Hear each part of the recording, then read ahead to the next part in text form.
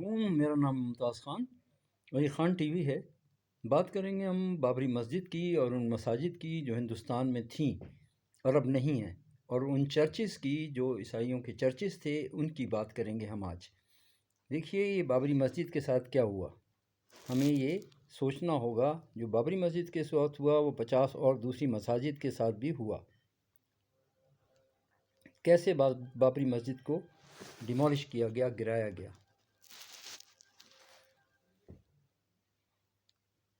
یہ بہت قدیم مسجد ہے جو شہنشاہ بابر نے بنائی تھی اور اس کو گرا دیا گیا،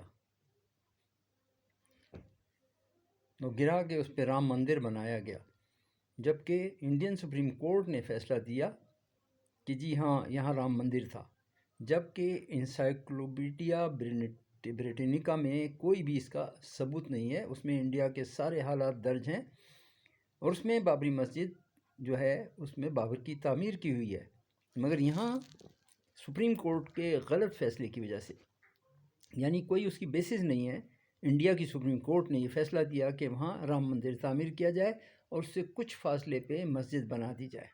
رام مندر تو بن گیا مگر مسجد تعمیر کرنا ہندوؤں کا کام نہیں، وہ کام نہیں کریں گے، وہ صرف مسجدیں گرا سکتے ہیں۔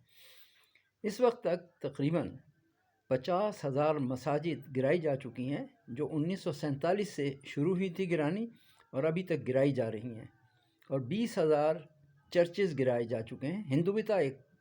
ہندوستان میں ایک تنظیم ہے ہندو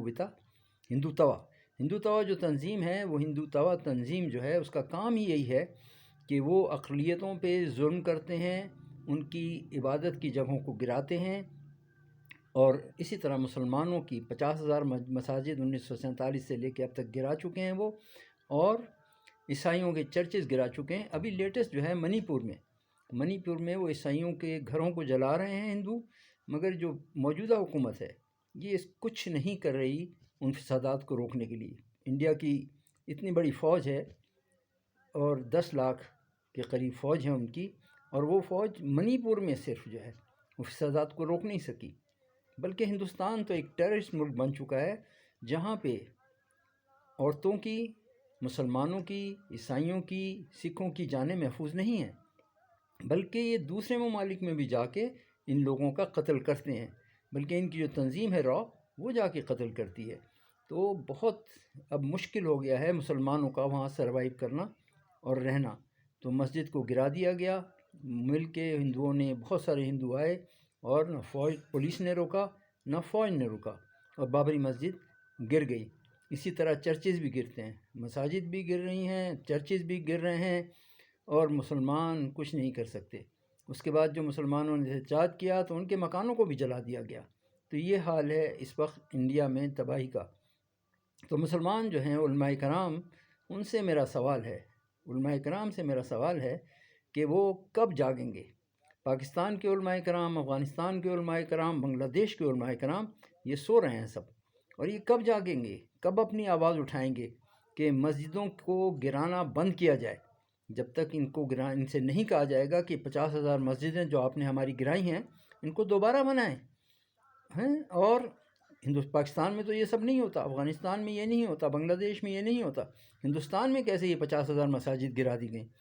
کیسے انہوں نے ہمارے 20,000 چرچز گرا دیے، اور دنیا میں کوئی آواز نہیں اٹھتی اس کے لیے؟ کسی ملک میں آواز نہیں اٹھتی کہ مساجد کیوں گرائی جا رہی ہیں؟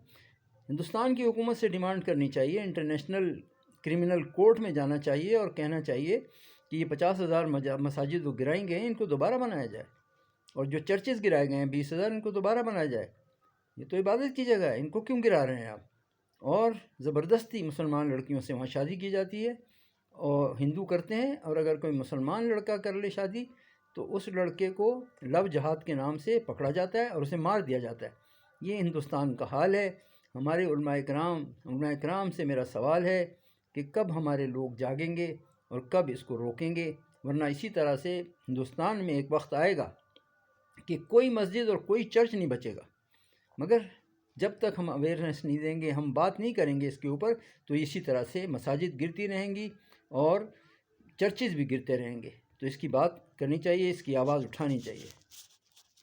افغانستان، پاکستان، ہندوستان اور بنگلہ دیش کے علماء کرام سے میرا سوال ہے کہ آخر وہ اس کے خلاف آواز کیوں نہیں اٹھاتے؟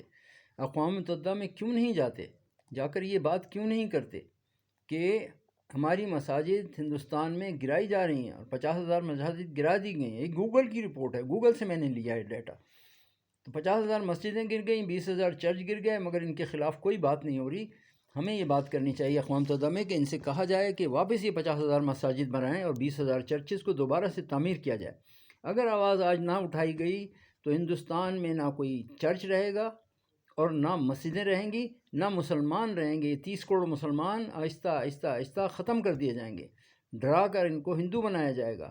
آج ہندو مسلمان لڑکیوں سے ہندو شادی کر رہے ہیں، پھر کیا ہوگا کہ سب کو زبردستی ان کے اس کو مذہب کو تبدیل کیا جائے گا۔ اس لیے ہمارے علماء کرام جو ہیں پاکستان کے، افغانستان کے، ہندوستان کے، وہ کھڑے ہو جائیں اور اس آواز کو اٹھائیں۔